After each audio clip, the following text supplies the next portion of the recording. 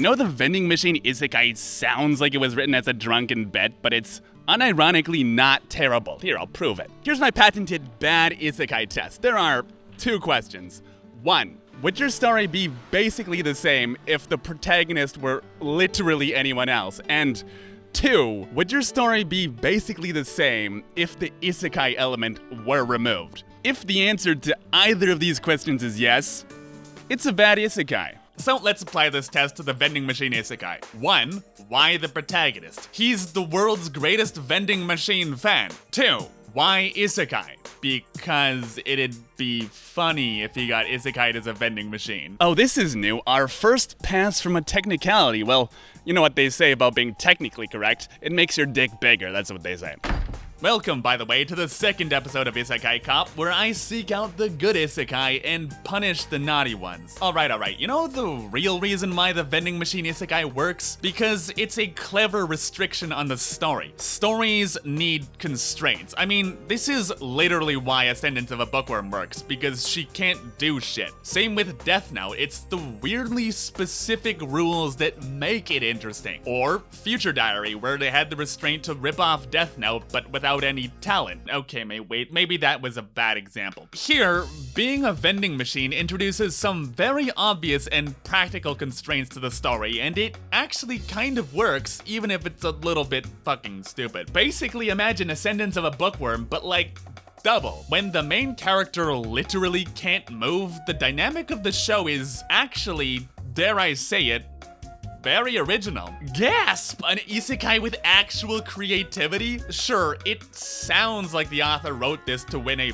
bet, but the result is some good old-fashioned, honest-to-goodness originality. How do you be useful as a vending machine? Well, you could consult that magic list, or you could dispense Mentos and Coke as the secret water jutsu. Or like, okay, when he can't move, he has to spend most of his time planning his store and how best to function when he can barely communicate with the other characters, and so the story gets told in this unique manner where it all happens around him and he just kind of has to piece it together. You know what this feels like? It feels like you're watching someone play a video game, only it's an anime. Like that Potion Master dungeon game, or that level in Digimon World where you have to help the dinosaurs sell— No? Digimon World? No one?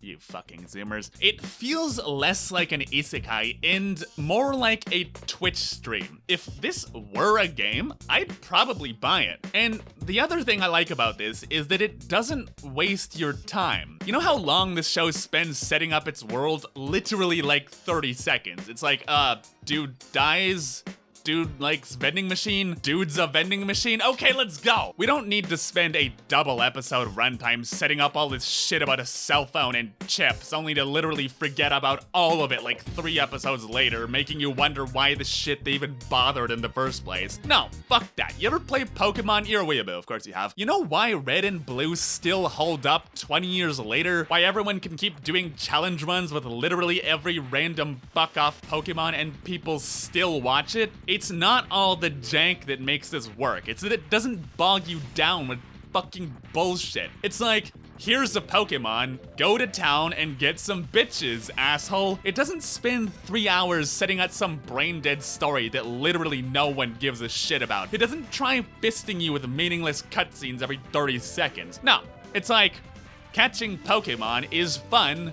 Go catch Pokemon. I mean, that's what you're here for, right? And it's the same with Vending Machine Isekai. It's like, hey look, it's a vending machine. Laugh, asshole. Are you not entertained? Are you not entertained? Sure, I'm entertained, bitch. I mean, this is not the only thing that's just kind of taken for granted right away. Like, the girl just assumes he's conscious because it's a talking box. Or the fact that it doesn't even try to explain any of the powers or how he's just completely aware of all of them. But again, let's just get into it and move on. This is Isekai, not fucking Steins Gate or something. I mean, there's a list of powers that's, curious. The list includes necromancy, robbery, and attentive listening. That's kind of funny. But supposing it did spend any amount of time explaining all this, would it really be worth it? Hell no. I have better things to do, and so do you.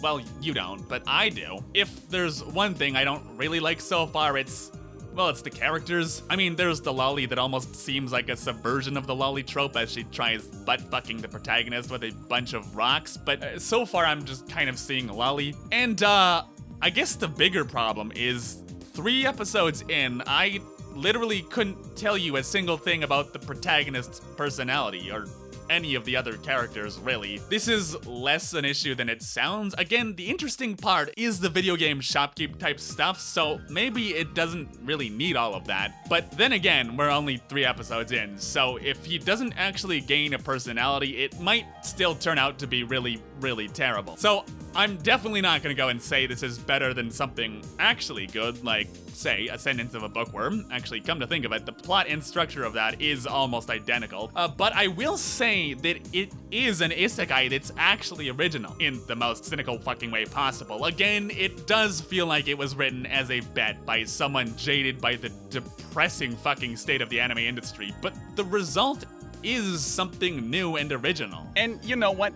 That's worth celebrating, even if it turns out to completely suck ass. So this has been the 2nd episode of Isekai Cop. If you liked it, do me a favor and step on the like button, and check out the last episode on Ascendance of a Bookworm and ReZero. As always, thank you so much for your time, friends, and I will see you in the next video.